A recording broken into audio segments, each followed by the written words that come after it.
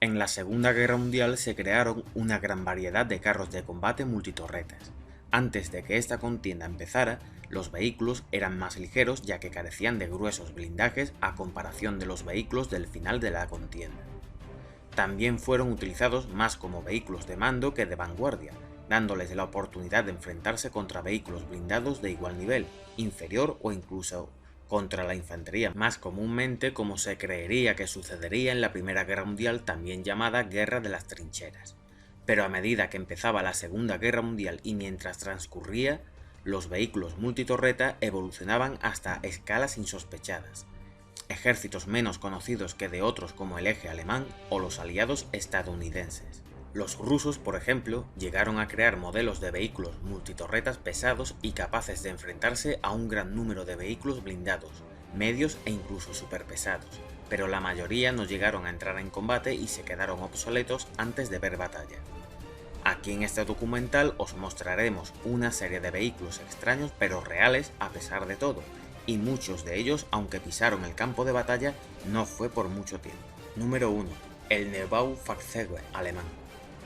Finalizada la Primera Guerra Mundial, el Tratado de Versalles prohibía a la vencida Alemania poseer carros de combate, para no infringir dicho tratado. Los alemanes, para desarrollar vehículos blindados en secreto, los denominaban tractores, a los nuevos diseños de carros de combate. El Panzerkampfwagen 5 NBFZ, traducido vehículo de nueva construcción, era un carro multitorreta diseñado a principios de los años 30. Al igual que otros multitorreta como el Independent británico o el T-35 ruso, fracasaron. La forma del casco provenía del Gross Tractor, Gran Tractor, diseño de 1929. Existieron dos modelos, el modelo A, armado con un cañón de 75 mm y un coaxial de 33 mm, y un modelo B, armado con un cañón Howitzer de 105 mm y un cañón de 37 mm coaxial. Ambos modelos tenían dos torretas secundarias armadas con dos ametralladoras coaxiales de 7,62 mm. Se construyeron 5 unidades, pero nunca llegó a entrar en producción, inicialmente utilizados en la escuela de entrenamiento. Más tarde, 3 de ellos fueron enviados a Noruega. Uno de ellos fue destruido en combate. Los otros dos volvieron a la escuela de entrenamiento a Alemania a finales de 1940. Su tripulación se componía de 7 hombres, pesaba 24 toneladas, tenía una longitud de 7,32 metros, un ancho de 3 metros y una altura de 2,82 metros. Su armamento estaba compuesto por un cañón KWK de 75 mm L24 y otro coaxial con el primero de 37 mm. Su armamento secundario eran 4 ametralladoras MG-13 de 7,92 mm repartidas entre las dos torretas secundarias, la principal y una en la escotilla del comandante. Su motor era un Maybach V12 de gasolina de 300 caballos de potencia que le daban una velocidad máxima de 35 km/h y una autonomía de 140 km, y su blindaje máximo era de 70 mm. Número 2. El T-28 y el T-35 de la Unión Soviética. Aquí va un monstruo, en una película de Indiana Jones que daría de perlas. Durante los años 20 y 30 fueron muchos los países que optaron por tanques multitorreta, con la idea de poder hacer fuego en todas las direcciones. En la Unión Soviética se decidió desarrollar un tanque de ruptura, dando paso a los T-28 y T-35. El primer prototipo disponía de 3 torretas, la principal con un cañón corto de 76,2 mm y 2 torretas secundarias con ametralladoras de 7,62 mm, con un peso de 28 toneladas. El segundo prototipo disponía de 5 torretas, la principal con un cañón de 76,2 mm, 2 secundarias situadas delante y detrás de la principal con cañones de 37 mm, y 2 menores con ametralladoras de 7,62 mm.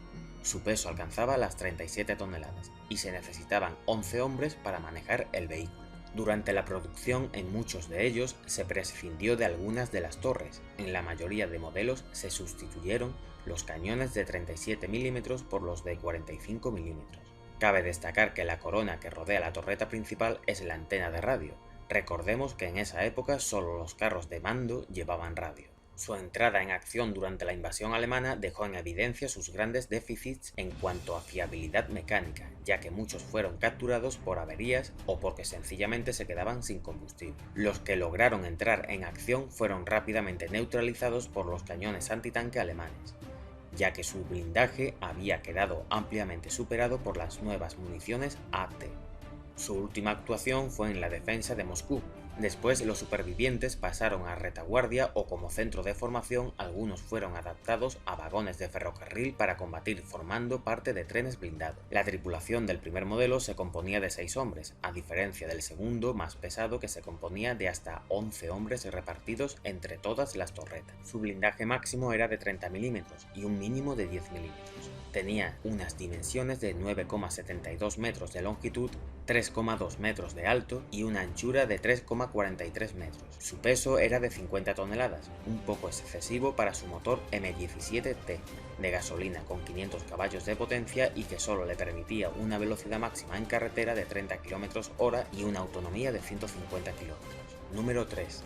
El SMK de Sergei Mironovich Kirov. La torreta principal, armada con un cañón de 76,2 mm, está situada en el medio de una posición elevada, mientras que la secundaria, con un cañón de 45 mm, en la parte inferior, delante de la principal. Esta configuración daba un aspecto alargado dado que el chasis era de casi 10 metros de largo, lo cual mermaba notablemente su maniobrabilidad. En cuanto a la suspensión, contó con un nuevo diseño, una nueva barra de torsión y 8 ruedas de suspensión independiente.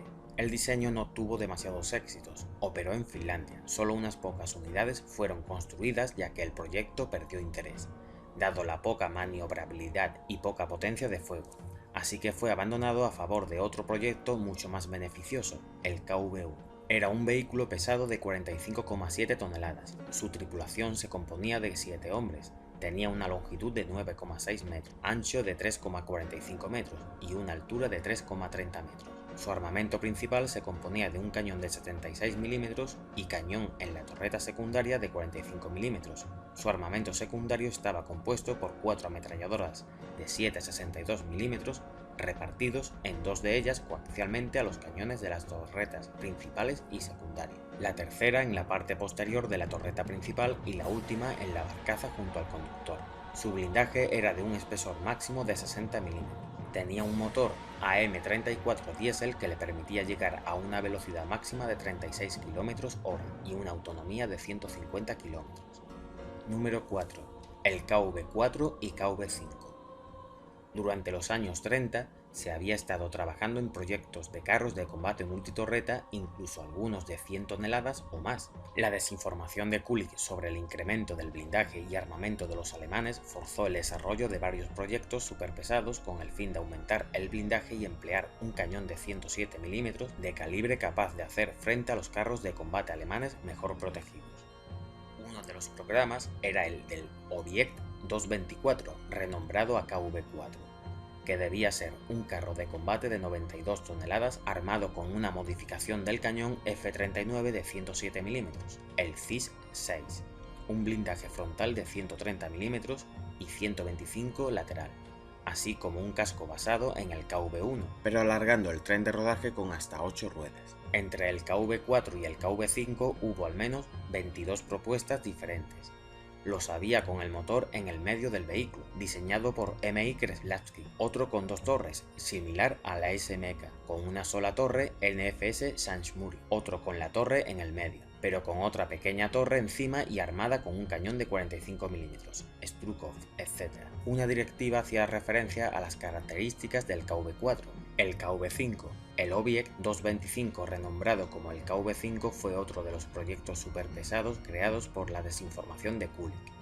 Además del proyecto de un carro de combate de 92 toneladas KV-4, se pretendía hacer uno todavía más pesado, del orden de las 150 toneladas, armado con una modificación del F-39 de 107 mm llamada CIS-6, con 180 mm de blindaje frontal y 150 mm lateral. La experiencia ganada en el KV-4 fue usada sobre el KV-5. Durante el estallido de la guerra hubo un cambio de planes para introducir una torre soldada en vez de una forjada, así como se pensó en unir 2 motores convencionales V2 montados en paralelo hasta que estuviese disponible el motor de 1200 caballos de potencia que iba a ser instalado desde el principio. Para principios de agosto el diseño estaba casi listo y algunas piezas ya estaban fabricándose. No hay mucha información al respecto del proyecto debido a la evacuación de la fábrica Kirovsky el 15 de agosto de 1941, momento en el cual se detuvo el proyecto. Número 5. El M3 Lee Grant. La fugaz historia de este carro comenzó en la Segunda Guerra Mundial. Fugaz porque apenas hizo su aparición en el norte de África. Desapareció poco después en favor del M4 Sherman. Solo estuvo en servicio 18 meses, desde abril de 1941 hasta octubre del 42. En 1939, Estados Unidos no tenía ningún tanque eficaz. Sus M1 y M2 eran anticuados y sus obsoletos cañones de 37 mm no estaban a la altura de las circunstancias. Las necesidades de un tanque se hicieron cada vez más patentes. La US Army requirió rápidamente un nuevo carro de combate capaz de hacer frente a las nuevas amenazas, pero el Sherman aún tardaría en llegar. No estaban preparados, no se tenían ni las infraestructuras, ni la experiencia necesaria, y la necesidad de un cañón de 75 mm era apremiante para hacer frente al nuevo enemigo. Era demasiado urgente como para esperar. Fue entonces cuando surgió el M3 Lee, un tanque medio que tenía una forma del todo inusual. El M3 General Lee estaba armado con un cañón de 37 mm en la torreta y un cañón de 75 mm en el lateral, además de ametralladoras del calibre 30, lo que lo dotó de un gran poder antipersonal. En cuanto al cañón principal de 75 mm, al final se escogió el francés, Soixante Quinze, dado que ni los americanos ni los ingleses tenían un cañón mejor. Podía disparar proyectiles rompedores y perforantes, lo que le permitía atravesar blindajes de hasta 60 mm. Sin embargo, era un blanco fácil, ya que era demasiado alto. La configuración de dos cañones hacía que la silueta del Lee fuese fácilmente visible. Además, el diseño estadounidense, al margen de la torreta, se le añadió encima de esta otra pequeña torreta con una ametralladora, con lo cual lo hacía más alto aún. Problema que fue resuelto por los británicos, con un diseño nuevo de su torreta mucho más baja. Se le denominó Grant, en favor del general Ulysses S. Grant. Una delegación británica llegó a Estados Unidos justo cuando se hizo el primer pedido de tanques M3. La primera vez que el general de brigada Douglas Pratt vio el M3 casi se echa atrás. La configuración, su altura, las planchas remachadas, casi se anula el pedido del ejército británico, aunque al final se hizo un primer pedido de 1250 siempre que se solucionasen los defectos. Más tarde se hizo otro de 3000 unidades, siempre y cuando no hubiese otro tanque mejor. De todas formas, las necesidades del ejército británico no hubieran sido cubiertas si no es gracias a la ley de préstamo y arriendo. Mientras que el Lee tenía 7 hombres como tripulación, comandante, 37 mm tirador, 37 mm cargador, 75 mm tirador, 75 mm cargador, radio operador y conductor. En el Grant, el tirador del cañón de 37 mm era también el operador de radio, reduciendo la tripulación a 6 hombres. Pese a lo que pueda parecer, el M3 Lee era espacioso incluso para una tripulación de 7 hombres. Se estrenó en combate en 1942 en el norte de África, frente al Afrika Korps de Rommel, en la desastrosa batalla de Gazala, que culminó con una victoria costosa para Alemania. En general, estos tanques fueron muy apreciados, tanto por la tropa, dado que tenían un excelente poder de fuego, como por sus tripulantes, ya que podía dejar fuera de combate a un Panzer IV sin dejarle acercarse. Además, eran tanques fiables mecánicamente. Este carro desembarcó en la campaña del África con resultados aceptables, con un excelente apoyo de infantería y también con un excelente destructor de fortificaciones, contribuyendo enormemente a la victoria británica en el Alamein. Rommel dejó anotado en su diario la capacidad destructiva de estos nuevos tanques y que por primera vez se vio con un enemigo superior. El principal problema de los M3 era, como ya habíamos dicho, su silueta, pero además contaba con otros pequeños inconvenientes. Uno de ellos era que las planchas venían remachadas, y ante un impacto estos remaches podían saltar y rebotar por el interior del tanque a modo de balas. Este problema fue resuelto rápidamente, soldando las planchas. Estuvo presente incluso en el Pacífico, aunque en este teatro de operaciones fue utilizado en menor número por los marines, y por las fuerzas australianas también.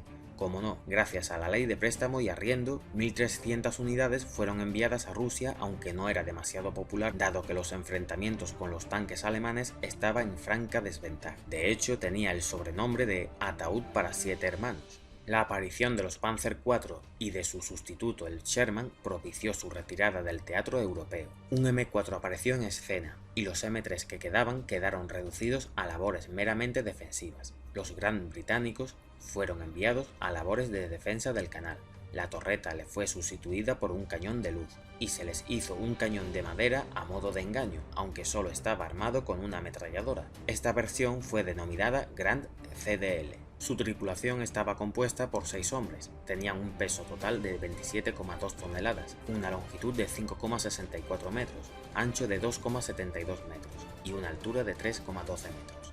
Su armamento principal era su cañón acoplado a la barcaza de 75 milímetros, otro cañón más pequeño de 37 milímetros en la torreta, y una tercera torreta para el comandante con una ametralladora del calibre 30, además de otra ametralladora coaxial al cañón de 37 milímetros también del calibre 30. Tenía una increíble velocidad de 42 km/h con una autonomía de 193 km, que eran impulsados por un motor Continental R975 EC2 de 340 caballos de potencia, aunque esto a costa de su inferior blindaje de 57 mm. Número 6. Carro medio de combate M2A1. Nunca llegó a emplearse en acción ya que estaba obsoleto desde su nacimiento. Sin embargo, cumplió eficientemente una valiosa función de entrenamiento de futuras tripulaciones. La contienda europea demostró las carencias del M2, por lo que le cedió su lugar al carro medio M3 armado ya con un cañón más potente de 75 mm. El carro de combate M2 fue pionero en Estados Unidos en su construcción, ya que hasta entonces los carros de combate eran construidos de una manera más artesanal. Con el M2, elementos del casco eran de soldadura, mejorando su protección. Además, se ideó una línea de producción para este carro de combate. El M2 sufrió varias modificaciones, la más importante es la llamada tractor medio T9, que sería la futura base para los M4. Una de sus versiones, la M2A1, sensiblemente mejorada respecto al primer modelo con un blindaje mayor y un motor más potente. Se fabricaron un total de 94 unidades de esta variante siendo utilizadas para entrenamiento, e incluso algún prototipo con cañón lanzallamas. Características: 6 tripulantes, peso 17,3 toneladas, con una longitud de 5,33 metros, ancho de 2,59 metros y una altura de 2,84 metros. Su armamento primario era un cañón de 37 milímetros y repartidas entre las torretas secundarias laterales de la barcaza, coaxial y torreta, 7 ametralladoras Browning 1919 del calibre 30. Su motor Wright EC2 de gasolina lo impulsaba a una velocidad de hasta 43 km/h, con una autonomía de 210 km. Y por último, su blindaje máximo fue de 25 mm. Número 7. El Independent A1E1. Hubo quejas sobre algunos tanques y el tema de la maniobrabilidad de fuego. Ponga armas en sectores de fuego extremadamente limitados, y si bajo las condiciones de un ataque masivo no eran tan críticos. Los tanques únicos en varios casos fueron capturados por la infantería. No se sabe cuánto influyeron los combates en Rusia en el desarrollo de los acontecimientos. Pero una cosa es cierta, a principios de la década de 1920 los diamantes obviamente perdieron la confianza del ejército británico. El tiempo para los ataques de cientos de tanques en la superficie lunar había pasado. El ejército necesitaba máquinas completamente diferentes, mucho más maniobrables. Sin embargo, la primera especificación para un nuevo tanque pesado, fechada en 1922, indicaba claramente que en el cambio hacia un nuevo tanque pesado.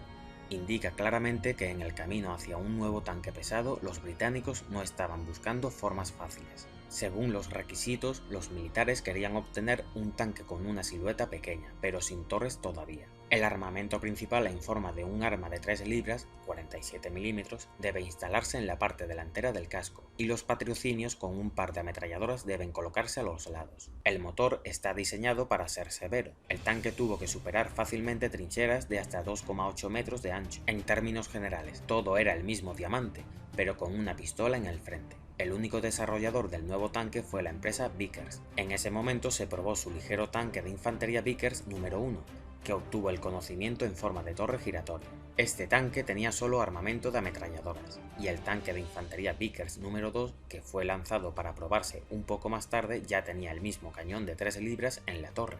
No es difícil adivinar que la maniobrabilidad del fuego con el advenimiento de la torre ha aumentado dramáticamente, entendido y Vickers, donde en paralelo con el desarrollo de máquinas con armas, en el cuerpo comenzaron a funcionar y diseño alternativo.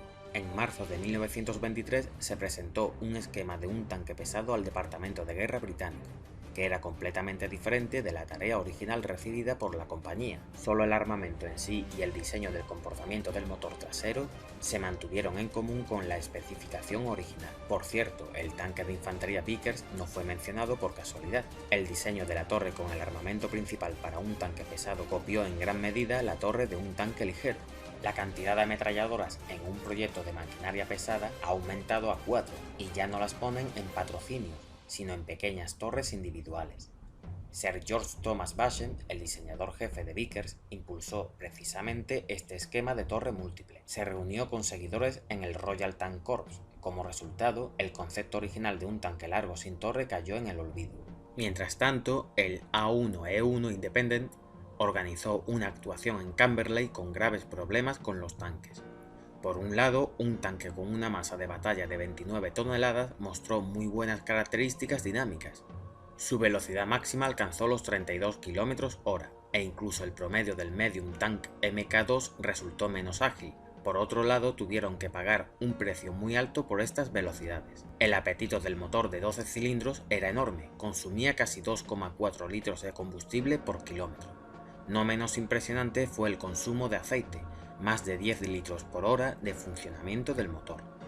Se encuentra en el diseño del tanque y en la masa de problemas menores que deben de abordarse. El hecho es que el cuerpo alargado ha creado muchos problemas. Sin embargo, en carreteras comunes y en terreno plano esto no fue una desventaja significativa. Los problemas reales comenzaron cuando el tanque tuvo que superar prejuicios o fosas anchas. En esos momentos, la potencia del motor de repente comenzó a perderse, aunque la densidad de potencia, incluso después de todos los cambios, se mantuvo a un nivel bastante satisfactorio de 10 caballos de potencia por tonelada. Además, el comandante no podía dar órdenes a más de una torre, lo que redujo significativamente la efectividad del tanque en la batalla. A pesar de que los problemas con el movimiento en terrenos irregulares eran obvios, el Departamento de Guerra no ha abandonado los intentos de recordar el tanque. Según sus características, el carro de combate permaneció bastante moderno hasta principios de la década de 1930. Además, ya se ha invertido mucho dinero en el carro de combate como en su modernización. Esto duró hasta 1935, cuando finalmente quedó claro que no tenía sentido invertir más en el Independent. En ese momento, el A1E1 Independent había comido otras 150.000 libras o dos más de sus precios. En total, ese tanque cuesta una cantidad igual al costo de varias docenas de tanques medianos Mk2, a pesar de que su efectividad de combate correspondía aproximadamente a uno de estos tanques medianos. No enviamos ese tesoro al metal. Ese Leviatán de acero cuesta mucho. A1E1 fue llevado a un centro de capacitación ubicado en Bovington. Durante algún tiempo el carro de combate siguió siendo un monumento a sí mismo, hasta que en 1940 volvió a caer en servicio militar. El único prototipo del tanque pesado independiente A1E1 sobrevivió a la guerra. Las exhibiciones de entrega de la posguerra del museo se exhiben en chatarra y ahora es una de las estrellas en la exhibición del Museo del Tanque. La máquina está en buenas condiciones técnicas. A pesar de un final tan triste, el fracaso completo del trabajo independiente A1E1 no lo fue. Al final, este vehículo blindado fue el único tanque pesado de la década de 1920 que alcanzó la etapa de fabricación de metal. Además, fue el primer tanque verdaderamente de torretas múltiples que dio lugar a una dirección completa en la construcción de tanques en el mundo. Las ideas implementadas en el A1E1 se utilizaron más tarde en otras máquinas, incluido el T-35 soviético. A menudo se escucha incluso que el T-35 se copió del A1E1, aunque este no es el caso. Solo se copió el concepto general y con muchas reservas. Sin embargo, además del multitasking, durante el diseño y la modernización del A1E1 se usaron por primera vez muchas soluciones, que luego se usaron en una gran cantidad de tanques de varios países. En particular, se refiere a la transmisión con equipos planetarios, la organización exitosa del lugar de trabajo del conductor. En resumen, la máquina de 5 torres ha dejado una marca notable en la construcción de tanques del mundo. Número 8. El Cruiser Mk1. El tanque Cruiser fue un blindado de crucero puesto en servicio por el Reino Unido que nació ante la necesidad del ejército británico de poseer carros multitorre entre sus filas. Este modelo, que demostró ser muy vulnerable frente a los diversos tipos de vehículos acorazados desplegados por el Eje, combatió en la mayor parte de las campañas durante toda la primera etapa de la Segunda Guerra Mundial. Gran Bretaña precisó de un tanque multitorre a inicios de la década de 1930 que terminó en una serie de proyectos fallidos como los modelos Independiente o A6. Se tendría que esperar hasta el año 1938 para que la compañía Vickers se convirtiera en pionera dentro de este campo tras presentar ante el Estado Mayor de Londres el carro de crucero Cruiser, del que se fabricarían hasta un total de 125 unidades. El Cruiser era un tanque ligero que se caracterizaba por disponer de 3 torretas sobre el chasis, la central con un cañón QF2 de 40 mm y una ametralladora más 2 frontales por encima de las cadenas delanteras con otras 2 ametralladoras Vickers de 7,7 mm. Un espacio en forma de habitáculo para 6 tripulantes separados por compartimentos abierto y una planta motriz que incluía un motor AEC 176 de 6 cilindros que le confería una velocidad de 40 km/h.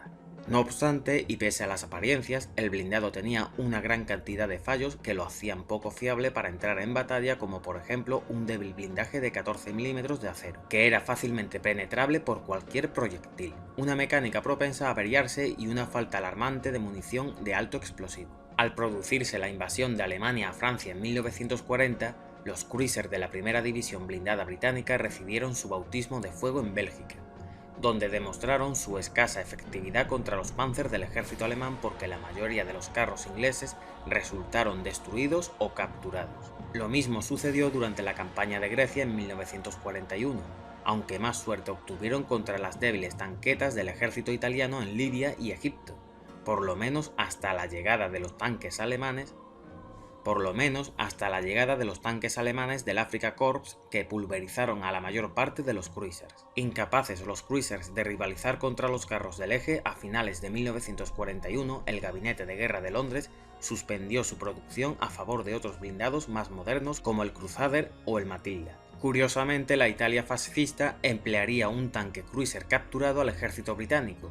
Se le pintó en la torreta las franjas roja, blanca y verde de la bandera italiana, para no ser confundido, que combatió contra sus antiguos dueños hasta que fue destruido durante una escaramuza en el desierto del Sáhara. El Cruiser Mk1 fue la versión estándar con las características originales del Cruiser. El Cruiser CS, similar al Cruiser Mk1, el tanque Cruiser Mk2 sustituyó el cañón de la torreta principal por un mortero de 94 mm encargado de lanzar granadas de humo. Número 9. El Char 2C Berry. El éxito obtenido por los pequeños y rápidos FT-17 no desvió la atención de los carros pesados, y la idea de auténticos acorazados terrestres aún seguía presente. Durante la Primera Guerra Mundial, los franceses requirieron un nuevo diseño para un carro de combate pesado. 2 prototipos fueron construidos entre 1917 y 1918, los Char 1 y el 1B. El desarrollo prosiguió y se proyectó un carro mucho más pesado, de 70 toneladas, denominado Char 2C, aunque no llegó a tiempo a participar en la Gran Guerra. El último de los 10 construidos fue entregado en 1922. En su época sería el carro de combate más potente y pesado del mundo, armado con un cañón de 75 mm y varias ametralladoras. Contaba con 2 motores de 250 caballos y 12 hombres como tripulación. En cierto modo se adelantó a los diseños de su tiempo, ya que pese a su tamaño incorporaba características de los carros actuales, como la torreta, estaba muy blindado, 45 mm en el frente y 22 mm en los laterales, proporcionándole una protección sin precedentes, comparándola con los escasos 20 mm de los primeros modelos de tanques o incluso con el Panzer III, un diseño muy posterior con blindaje de 30 mm. Pese a sus buenas características de blindaje y armamento, si las comparamos con otros diseños contemporáneos o incluso posteriores, su tamaño y peso no eran una ventaja, ya que, como pasó en la mayoría de los modelos de semejante características, no se les otorgaba una movilidad digna. Por culpa de sus 10 metros de longitud y 69 toneladas, solo alcanzaba una velocidad máxima de 12 km/h, aparte de su complejo manejo por una tripulación de 12 hombres. 6 de estos carros aún estaban en servicio en 1940 durante la invasión alemana, aunque totalmente inútiles para frenar el avance alemán. Según algunas fuentes, fueron destruidos por un ataque aéreo alemán o capturados. Cuando eran transportados al frente en tren, como podéis observar, capturados, se ven aparentemente intactos. siendo inspeccionados por soldados alemanes en las fotografías. Realmente estos carros fueron puestos en servicio en 1939 por el 51 Batallón de Carros de Combate. Por motivos de propaganda y moral, se les dio nombres de regiones francesas: Poitou, Anjou, Picardie, Provence, Alsace, Bretagne, Tuarín, Berry, Normandie y Champagne. Aparecieron en películas de la época para elevar la moral francesa. Por ello, para evitar ser capturados, fueron destruidos cuando se intentaba transportarlos en tren. Posteriormente, Alemania aprovechó la ocasión para decir que habían sido destruidos por un ataque aéreo, dándole la vuelta a la tortilla, como se suele decir. Tripulación compuesta por hasta 12 hombres, peso de 69 toneladas, longitud de 10,26 metros, ancho de 2,96 metros y una altura de 4 metros. Armamento primario, un cañón de 75 mm y un armamento secundario de 4 ametralladoras Hotchkiss de 8 mm, repartidas entre los laterales de la barcaza coaxial a la torreta principal y torreta secundaria trasera. Blindaje máximo 45 mm. Disponía de dos motores Daimler y Maybach de 6 cilindros de 520 caballos de potencia, capturados a los alemanes, que les permitía una velocidad máxima de 12 km/h y una autonomía de 100 km. Número 10. El Renault G1R. El fabricante Renault diseñó en 1936 el G1R como sustituto del Renault D2, pero el proyecto fue rechazado en 1940 ya que no cumplía con los requisitos. Número 11. El FCM F1. Muchos fueron los diseños, en el que el tamaño y el peso de estos vehículos atraen la atención de todos los aficionados a los carros de combate. Este es el caso del FCM F1, que con un peso de 140 toneladas y 10 metros de largo estaba armado con varios cañones.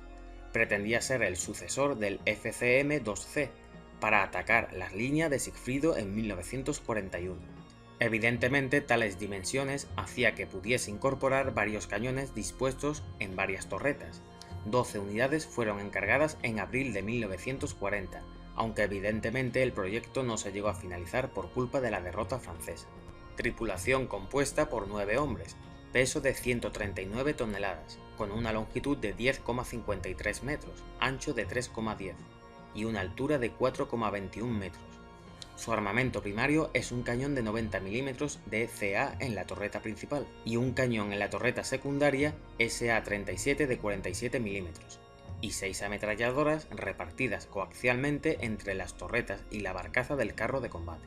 Sus motores eran dos Renault V12 KGM de 550 caballos de potencia cada uno, que le permitirían una velocidad máxima de 20 km/h con una autonomía de 200 km. Número 12. El Ram Mk-1 y 2. Solo una semana después de que los británicos declarasen la guerra a Alemania, Canadá hizo lo mismo y solo 3 meses después envió a Gran Bretaña una división de infantería. Como otros países, Canadá estaba necesitada de un carro de combate para sus fuerzas acorazadas, y al igual que los británicos, hicieron uso de modelos ya existentes. Producieron varias versiones del Ram. La primera de ellas salió de fábrica en junio de 1941. El Ram utilizaba el chasis y el tren de rodaje del M3. Son fácilmente distinguibles por su torreta de acero fundido. La primera versión llevaba montado un cañón de 2 libras. En 1941 era evidentemente insuficiente, así que en cuanto estuvieron disponibles los cañones de 6 libras, se instalaron en el Ram 2, febrero de 1942. Una característica que le hace inconfundible es una pequeña torreta con una ametralladora que llevaba en un costado. Se fabricaron unas 1900 unidades del Ram 2. Y en resumen, se mejoró el modelo original, aunque cuando estos tanques se encontraron con sus homólogos alemanes, su armamento ya era anticuado. En su torreta ya no cabía el nuevo cañón de 75 mm, así que se emplearon para la instrucción de nuevas tripulaciones al margen de multitud de vehículos especiales, como el Canguro o la artillería autopropulsada del Sexto. Tripulación compuesta por 5 hombres. La longitud era de 5,79 metros, con un ancho de 2,77 metros y una altura de 2,67 metros. El armamento principal era un cañón de 6 libras y un armamento secundario de 2 ametralladoras de 7,62 mm, una coaxial en la torreta principal y otra en una pequeña torreta secundaria en la barcaza junto al conductor. Su blindaje era desde los 12 mm hasta los 75 mm. Su motor de 400 caballos de potencia le permitían una velocidad máxima de 34 km/h y una autonomía de 200 km. Número 13. Tipo 95. El Japón imperial sintió que la cada vez más poderosa Unión Soviética podría ser un futuro enemigo potencial. Como tal, el trabajo se reanudó una vez más en un tanque pesado para el ejército imperial japonés, para que coincida con el tanque pesado T-35 del ejército rojo. El desarrollo del Type 95 Heavy comenzó en 1932, con un prototipo que no se completó hasta 1934. La estructura general del chasis y el diseño del módulo era muy similar al prototipo anterior del Type 91. Se le dio una armadura significativamente más gruesa que todos los otros tanques japoneses de la época. La cara de la torreta era de 30 mm, con 25 mm en los lados y en la parte trasera. La placa superior tenía la armadura más gruesa, a 35 mm. Tampoco faltaron los lados, ya que tenían 30 mm de grosor y otros 25 mm en la parte trasera del vehículo. Esta cantidad de armadura aumentó el peso del vehículo a 26 toneladas, el tanque más pesado que Japón había construido hasta ahora. La suspensión también fue alterada, con una forma mucho más simple de suspensión de ballesta. La cantidad de ruedas de carretera se redujo drásticamente a 9 por lado, lo que le da un total de 18. Se descubrió que proporciona el mismo rendimiento y es mucho menos complicado. Su tripulación estaba compuesta por 5 hombres, con una longitud de 6,47 metros, ancho de 2,7 metros y una altura de 2,9 metros. Su peso era de 26 toneladas. Tenía un motor BMW 4 de gasolina de 6 cilindros en línea refrigerado por agua, que le permitían una velocidad de 22 km/h. Su blindaje iba desde los 12 hasta los 35 mm de grosor, y su armamento estaba compuesto por un cañón en su torreta principal de 70 mm, otro en la secundaria de 37 mm y dos ametralladoras de 6 mm repartidas entre la parte trasera de la torreta principal y una tercera torreta en la parte posterior de la barcaza. Número 14. El O-Me, también llamado OI en World of Tanks. El supertanque japonés de la Segunda Guerra Mundial habría tenido una tripulación de 11 hombres y pesaba 100 toneladas. Durante la Segunda Guerra Mundial hubo una gran carrera de armamentos entre todos los actores principales para la producción de un tanque superpesado. En el momento se pensaba que los japoneses no tenían intención de fabricar un vehículo de este tipo, pero en la literatura se ha descubierto recientemente que niega esas afirmaciones. En agosto de 1939, el ejército rojo soviético y los japoneses se enfrentaron en una batalla de tanques importante, la batalla de Khalkhin Gol, en la frontera de Mongolia. Esta batalla fue una derrota decisiva para los japoneses, pero que les enseñó dos cosas importantes. La primera fue que Japón necesitaba alejarse de la lucha contra Rusia y echar sus ojos sobre lo que pensaba que era un oponente más débil en Estados Unidos. El segundo descubrimiento fue que los carros de combate japoneses existentes, el ligero tipo 95 Ha-Go y el de peso medio tipo 97 Chi-Ha, no fueron suficientes para asumir cualquiera de las fuerzas aliadas. Al año siguiente, el coronel del Ministerio del Ejército en Japón, Hideo Iwakuro, ordenó a la División de Ingeniería del Ejército Imperial para desarrollar un supertanque pesado. El parámetro de diseño básico emitido por el coronel era que debe ser 2 veces más pesado que el tipo 95, o alrededor de 26 toneladas. Los ingenieros se pusieron a trabajar y producir un prototipo a finales de ese mismo año. Este tanque pesaba 100 toneladas, necesitaba 11 hombres para operarlo, y viene equipado con un formidable arsenal. Tenía un cañón de 105 mm por su armamento principal. El vehículo podría llevar a más de 100 rondas de este cañón. También lleva un cañón de 75 mm y una ametralladora de 7,7 mm más ligera. La sección frontal de este estaba protegido por 75 mm de blindaje de acero de espesor, sin incluir una segunda placa de 75 mm que se podría unir para proporcionar una protección adicional. Los lados y la parte posterior del tanque eran de 35 mm de chapa de acero con otra placa de 35 mm disponible para una protección adicional. Los japoneses habían ido en contra de la sabiduría convencional y el tanque equipado con múltiples torretas. Los británicos y los soviéticos, que han experimentado las limitaciones de varias torretas, habían prescindido de este diseño para sus carros de combate en favor de una sola torreta. Pero los japoneses parecían a favor del enfoque multitorreta y mantienen este diseño en el superpesado tanque. El tanque de 100 toneladas resultó ser un fracaso total. Durante las pruebas de campo, como el despliegue del vehículo era imposible. El tanque se hundió más de 1 metro en el suelo cuando fue conducido fuera de la plataforma de hormigón. El suelo en el lugar de la prueba estaba mojado y bastante suave. El más pequeño grado de rotación del vehículo causó que el tanque se hundiera en la tierra y las ruedas se salieran de las orugas. Cuando el carro de combate se conduce en el camino concreto, los bits de las pistas eran arrancados y de nuevo las ruedas se deslizaban fuera de las orugas. El peso del vehículo era simplemente demasiado para su suspensión. Se desplazaba sobre terreno desigual. El lugar normal para un tanque de batalla era imposible. Los planos fueron destruidos o perdidos y el prototipo fue abandonado y posteriormente desechado. Más tarde, los japoneses lanzaron una vez más en el desarrollo de un tanque superpesado. Tenían literatura sobre el tanque alemán Maus y inspirado por este vehículo el ejército imperial se acercó al Mitsubishi Heavy Industries en 1944 para comenzar a trabajar en un equivalente japonés. El tanque fue apodado el Ome, que significa grande. Este nuevo tanque fue diseñado con una longitud de 10 metros, una anchura de 4,2 metros y una altura de 4 metros. Tenía una torreta principal que lleva un cañón de 105 mm, adaptado del cañón del campo japonés, con varias torretas secundarias para armas de pequeño calibre. La torreta principal y la parte delantera estaban equipados con 200 mm de blindaje, con 150 mm de blindaje en la parte trasera. Los laterales llevaban un blindaje más ligero de 110 mm.